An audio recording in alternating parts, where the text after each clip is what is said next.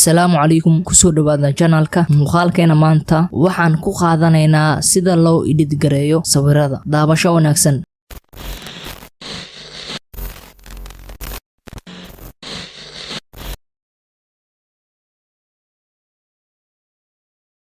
magacaygu waa Maxamed Maxamuud. channelkani waa Caaqiltay. kanaalkani waxaan ku soo gudbinaa muuqaalo ku saabsan teknoolajiyada sida isticmaalida apps-ka iyo sawir editing-ka. fadlan haddaad nagu cusub tahay nagu soo biir oo channelka subscribe saar, ganbaleelkana furo si aysan ku dhaafin muuqaaladeena xiga. inta aan ku guda jirno muuqaalkani waxaan isticmaali doonaa app-ka loo yaqaano Lightroom, waxaana ku soo dhigayaa linkigiisa description-ka ee kala soo deg.